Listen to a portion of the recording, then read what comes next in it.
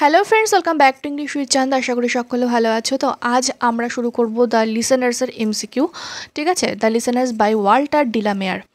তো আচ্ছা, শুরু করার ফার্স্টে একটা কথা বলে রাখি যে যদি পোয়েমের মধ্যে কোথাও কোনো কারেকশান থাকে, ঠিক আছে, যদি কোথাও ভুল হয়ে থাকে সেটা আমি পরে কারেকশান করে দেই, তাহলে সেটা কমেন্টের একদম ফার্স্টে সেই মেসেজটা কিন্তু পিন করে দেওয়া থাকবে। ঠিক আছে, তো তোমরা একটু ওখানে দেখে নেবে যদি কোথাও কোনো কারেকশান থেকে থাকে। ঠিক আছে, চলো শুরু করা যাক দ্য লিসেনার্স বাই ওয়াল্টার ডিলামেয়ারের এমসিকিউ কোশ্চেন। চলো ফার্স্ট কোশ্চেনটা কী আছে দেখে নিই। দেখো, the listeners was published in the listeners and other poems in the year, কত সালে বলো, কত সালে পাবলিশ হয়েছিল? In 1912 the listeners and other পোয়েমসে পাবলিশ হয়েছিল। Okay, next number 2, the listeners may be classified as a, কী হবে? অ্যাজ এ ড্যাশ পোয়েম আর কি। The listeners may be classified as এ, অবশ্যই সুপার ন্যাচারাল পোয়েম, কারণ এখানে ফ্যান্টম লিসেনার্সদের কথা বলা হচ্ছে, তাই না? তাহলে অবশ্যই সেটা সুপার ন্যাচারাল হবে। Next number 3, the central idea of the poem is living people's utmost effort to make rapport with the world of the dead. মানে মানে যে সমস্ত মানুষ জীবিত আছে, জীবিত মানুষদের সেই চেষ্টা, প্রচণ্ড চেষ্টা যে সেই কানেকশানটা করার কাদের সাথে, যে সমস্ত মৃত ব্যক্তিদের জগৎ তাদের সাথে লিভিং বিংয়ের কানেকশানের করার যে একান্ত চেষ্টা, সেইটা নাকি sad failure in the process of making rapport of the living people with the dead, নাকি ফেলিওর হয়েছে কোনটা? নাকি a traveller's visit to a haunted house, নাকি ট্রাভেলার হান্টেড হাউসে শুধুমাত্র বেড়াতে গেছে সেটা, নাকি বোথ এ অ্যান্ড বি? তাহলে অবশ্যই বোথ এ অ্যান্ড বি হবে। আমাদের option A and option B দুটোই কারেক্ট, কারণ যিনি ট্রাভেলার তিনি কিন্তু সেই ডেজার্টেড হাউসে গিয়েছিলেন, প্রচণ্ড পরিমাণে যে এফোর্ট, যেটা আটমোস্ট এফোর্ট, সেটা তিনি চেষ্টা করেছিলেন যে ফ্যান্টম লিসেনার্সদের সাথে যোগাযোগ করার, কিন্তু তিনি ফেলিওর হয়েছেন। তাহলে অবশ্যই এ অ্যান্ড বি দুটোই হবে। ওকে, নেক্সট নাম্বার 4, দেখো, the listeners in the poem are the readers, the poet himself, the traveller's friends living in the deserted house, the ghostly inhabitants of the deserted house. কারা হচ্ছে listeners? তাহলে অবশ্যই the ghostly inhabitants of the deserted house. Okay, next number 5, the phantom dwellers of the deserted house have been called the listeners because, কেন বলা হচ্ছে Phantom ডুয়েলার্সদের? অর্থাৎ ওই বাড়িতে যারা থাকছে, ঠিক আছে, তারা তো ফ্যান্টম, অর্থাৎ তারা গোস্ট, তাদেরকে কেন লিসেনার্স বলা হয়েছে? কারণ they only listen to the call from the world of man, তারা শুধুমাত্র শুনতে পেত সেই জীবিত মানুষদের জগৎ থেকে। They lacked the power of responding to this call, তারা কি অ্যান্সার করতে পারতো না, তারা ডাকতো অথচ তারা কোনো উত্তর দিতে পারতো না। They listened and responded to the voice of the traveller, তারা উত্তর দিত এবং শুনতো এবং অ্যান্সার করতো ট্রাভেলারের ভয়েসে, নাকি বোথ এ অ্যান্ড বি? অবশ্যই বোথ অ্যান্ড বি হবে, কারণ তারা শুধুমাত্র শুনতে পেত কিন্তু কোনো তাদের পাওয়ার ছিল না সেই মানে কোশ্চেনের কোনো অ্যান্সার দেওয়ার, কোনো প্রত্যুত্তর করার কোনো তাদের পাওয়ার ছিল না। তাহলে অবশ্যই এ অ্যান্ড বি দুটোই right answer. Next, what is the mood of the poem? মুডটা কি? Eerie or spooky, exciting, happy and relaxed, melancholy? অবশ্যই অপশান এ হবে, কারণ এই অর স্পুকি বলতে ভুতুড়ে টাইপের, ঠিক আছে, ভুতুড়ে, তাহলে সেটা অবশ্যই সুপার ন্যাচারাল যেহেতু, সেই জন্য স্পুকি, তাই না? নেক্সট নাম্বার 7, দেখো, what is the setting of the poem? পোয়েমের সেটিংটা কি?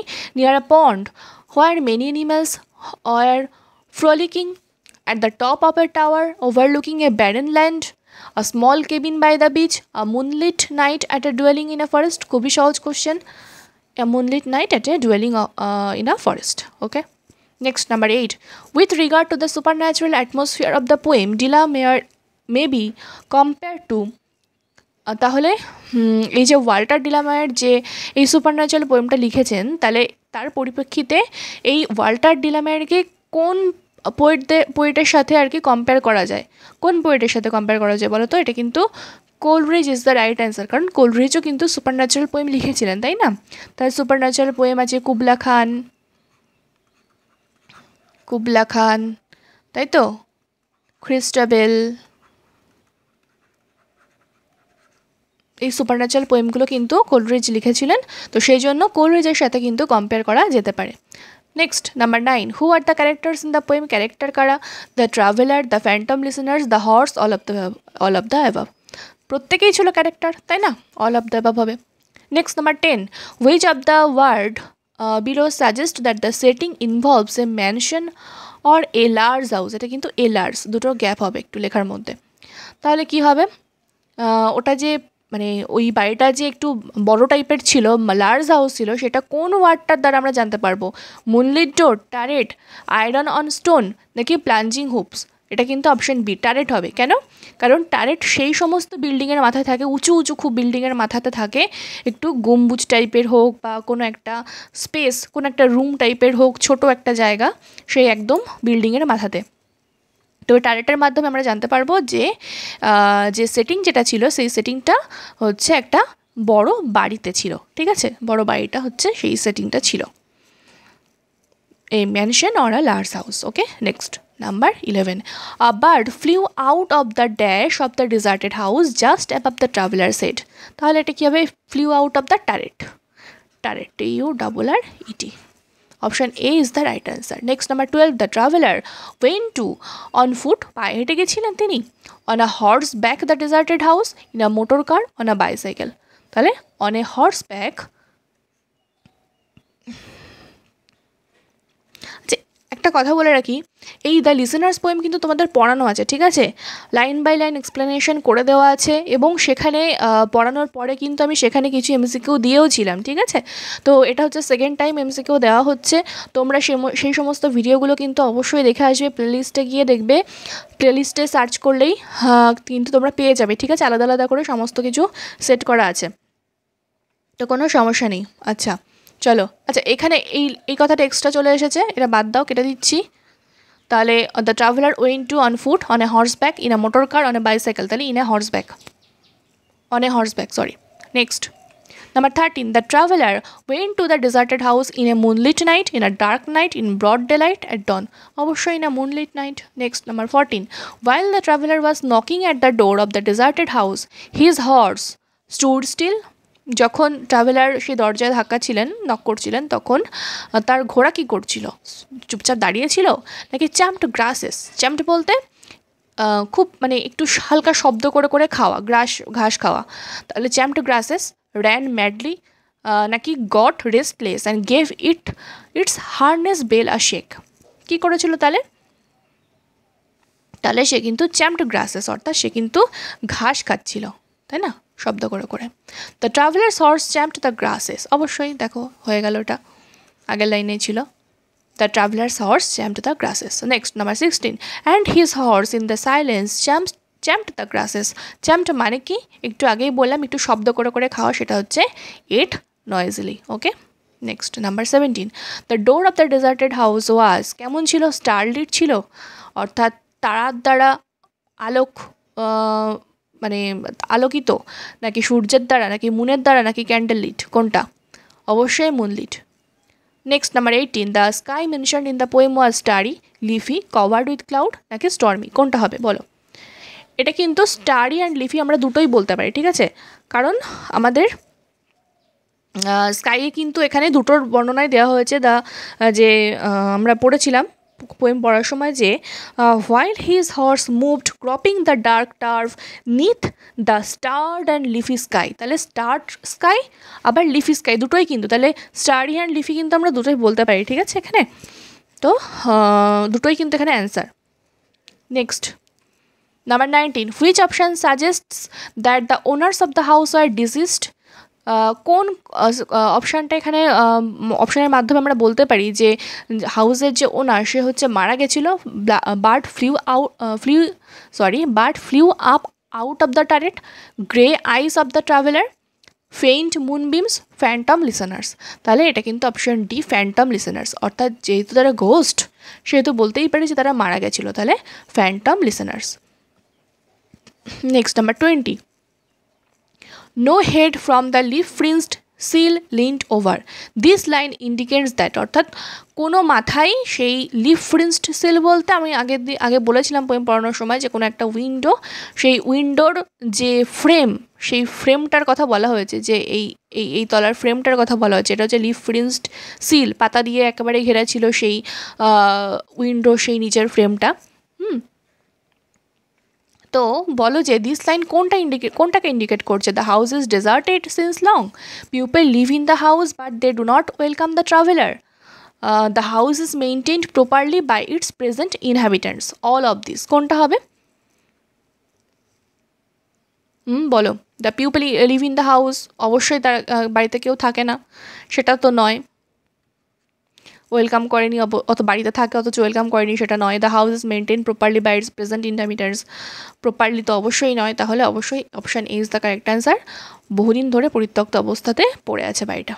Next number 21, no head from the leaf fringed sill leaned over. Sill means কি? সিল মানে হচ্ছে সাইলেন্স নাকি সিল্ড নাকি a lower horizontal frame of wood for or stone at the foot of a window, a kind of fish. Option C is the right answer. একটু আগে যা বললাম seal কথাটা মানে ফ্রেম, উডের ফ্রেম, সেই উইন্ডোর একদম লোয়ার পোর্শনটাতে, ঠিক আছে, এখানটাতে। Next number 22, the colour of the eyes of the traveller was, কেমন ছিল colour? Green, blue, grey, off white, অবশ্যই grey. Next number 23, the phantom listeners are standing in the bedroom of the deserted house, on the half-lit stairs of the house, in the big hall of the house, on the roof of the house। তাহলে কি হবে? the phantom listeners are standing কোথায় দাঁড়িয়েছিল? এটা কিন্তু on the half-lit stairs of the house, তাই না? কারণ আমরা পোয়েম পড়ার সময় পেয়েছিলাম যে stood thronging the faint moonbeams on the dark stair, তাই না? অর্থাৎ ফেইন্ট মুনবিমস, অর্থাৎ যে মুনবিমটা ঠিকঠাক এসে পৌঁছচ্ছে না, অর্থাৎ অর্ধেক আলোকিত, তাহলে on the half lit stairs of the house. Next number 24 কি বলছে? The stairs of the deserted house lead to, সেই স্টেয়ারটা কোথায় চালিত করছে, মানে সিঁড়িটা কোথায় উঠে যাচ্ছে? টু টারেট, হল, বেড চেম্বার, বাওয়ার, অবশ্যই হল, ঠিক আছে, হল ইজ দ্য কারেক্ট অ্যান্সার। কারণ লাইনটা ছিল যে stood thronging the faint moonbeams on the dark stair that goes down to the empty hall, তাহলে hall is the correct answer. Next number 25, hearkening in an air stirred and shaken. Hearkening means, hearkening কথার মানে হচ্ছে অবশ্যই listening to, শোনা কিন্তু, ঠিক আছে।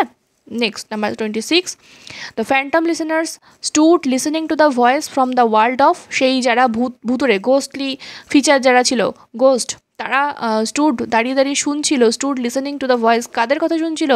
From the world of spirits, men, animals, all of this, অবশ্যই men. Next 27, the phantom listeners are responding to the call of the traveller by their song, gestures, loud words, stillness, কোনটা হবে? তারা কি কোনো কথা বলছিল?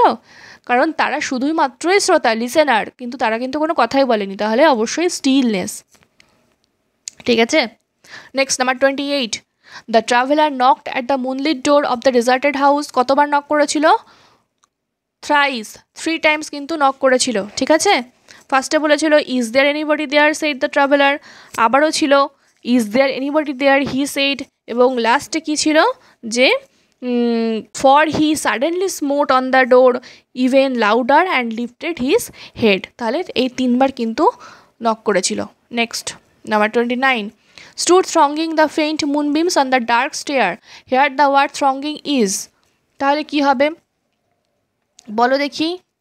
thronging কথাটা এখানে কি? জিরান্ড, participle adjective, verb in past continuous form, adverb, তাহলে জিরান্ড অবশ্যই হবে না, কারণ জিরান্ড কোনটা?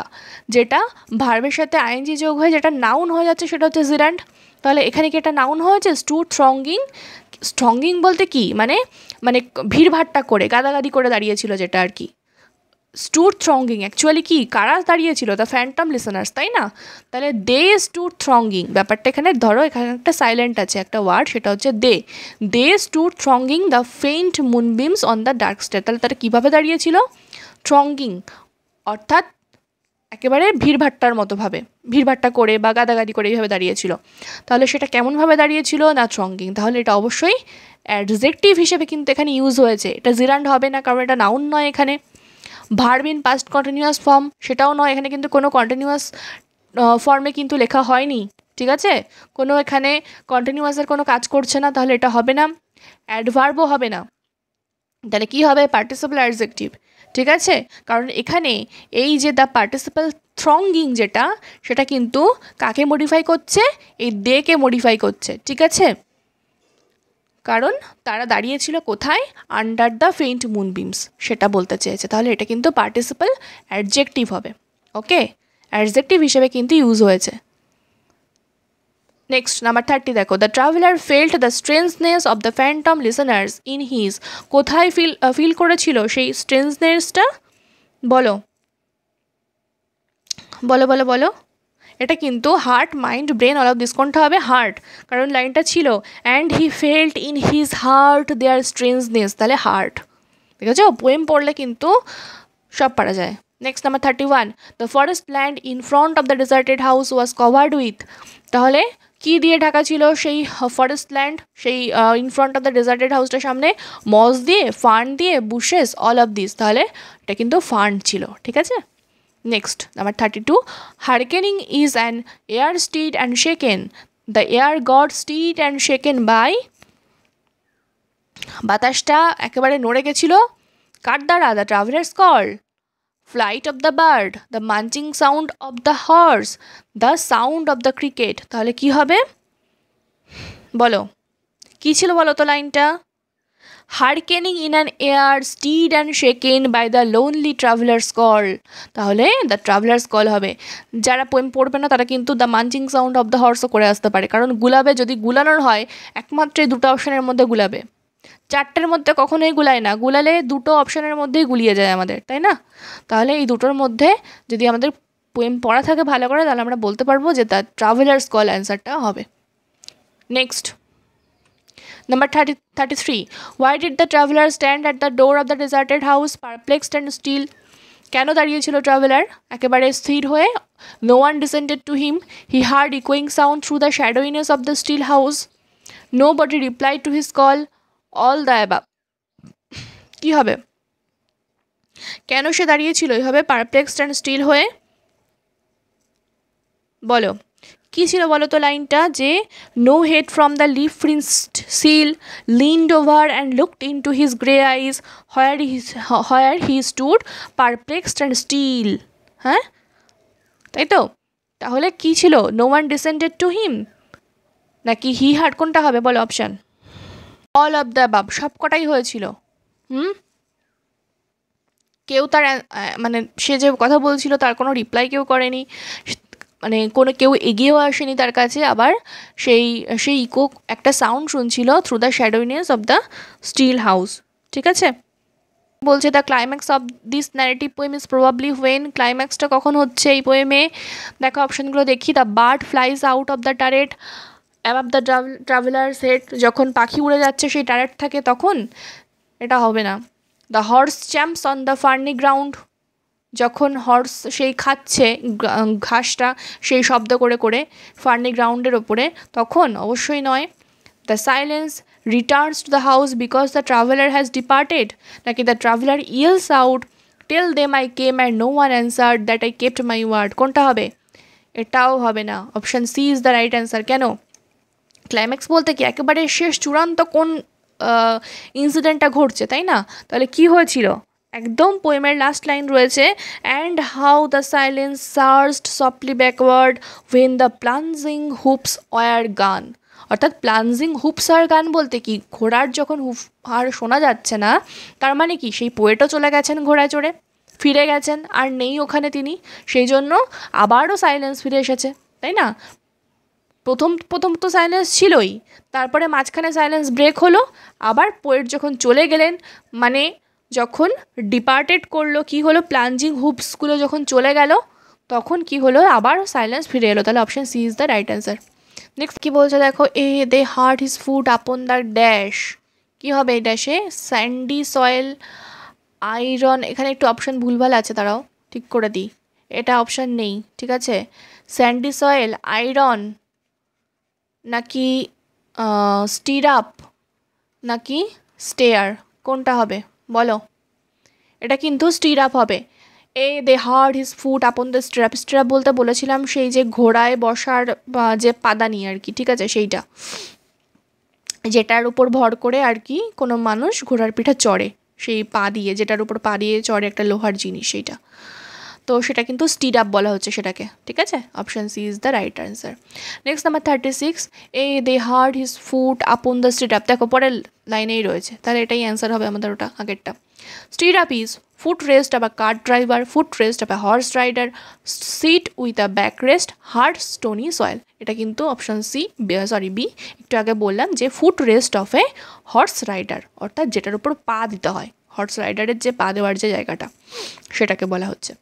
Next number 37, the traveller left the message to the readers, inhabitants of the deserted house, poet, critics of the poem. তাহলে কাদের কাছে মেসেজ রেখে গেছিলো? অবশ্যই সেই inhabitants of the deserted house, ওদের কাছে।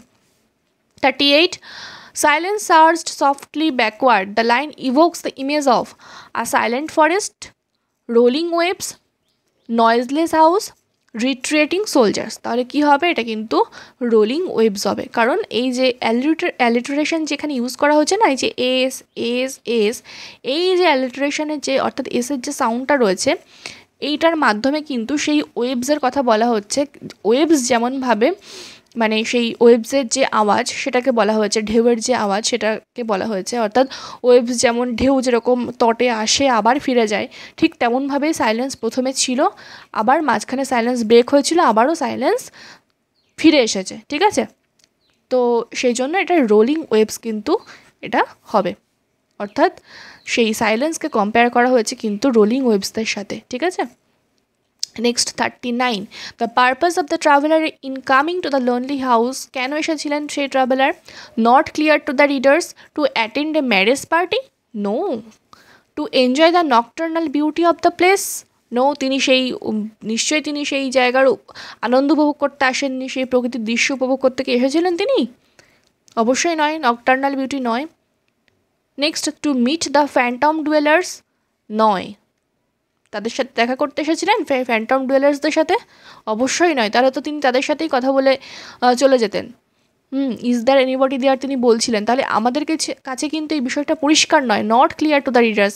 তিনি কেন গেছিলেন সেখানটাতে এবং ফ্যান্টম ডুয়েলার্সদেরকে যে বলেছিলেন যে টেল দেম আই কেম, তাদেরকে বলো যে আমি এসেছিলাম, কাদেরকে বলো, এই বিষয়গুলো কিন্তু পরিষ্কার নয়, যে তাদেরকে কেন বলেছিল, কি বলেছিল, সেসব কিন্তু পরিষ্কার নয়, not clear to the readers. Next number 40, what expression below indicates that the traveller previously new the listeners, traveller যে আগের থেকেই সেই লিসেনারদেরকে চিনতেন, সেটা কোনটার মাধ্যমে আমরা জানতে পারবো? দেখো, tell them I came and no one answered that I kept my word, silence surged softly backward, is there anybody there, he suddenly smote on the door even louder।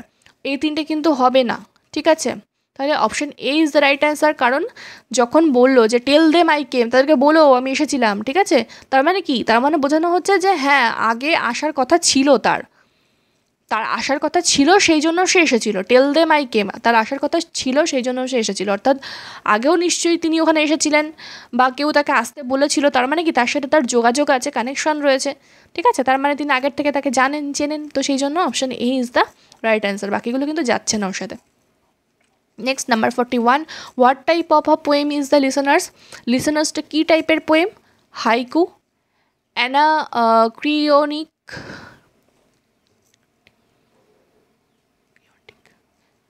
অ্যানাক্রিয়ন্টিক, narrative, Shakespearean sonnet, কোনটা হবে?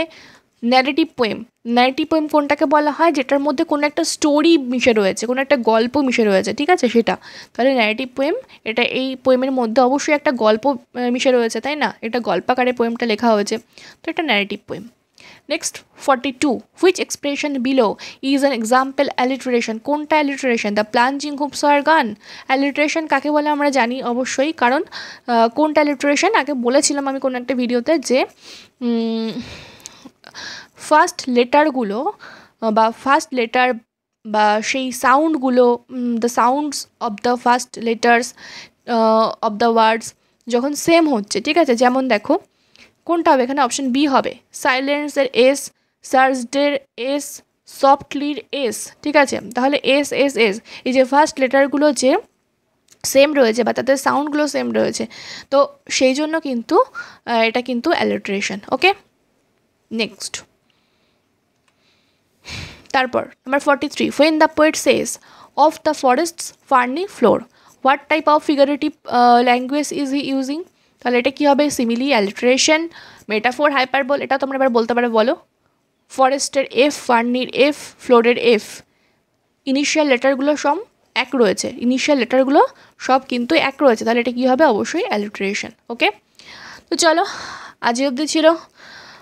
ভিডিওগুলো ভালো লাগলে অবশ্যই একটুখানি comment করো, বুঝতে পারছো কিনা একটুখানি কমেন্ট করো, কোথাও অসুবিধা থাকলে কমেন্ট করো। সবাই ভালো থেকো, সুস্থ থেকো, দেখা হচ্ছে পরের ভিডিওতে। Bye bye.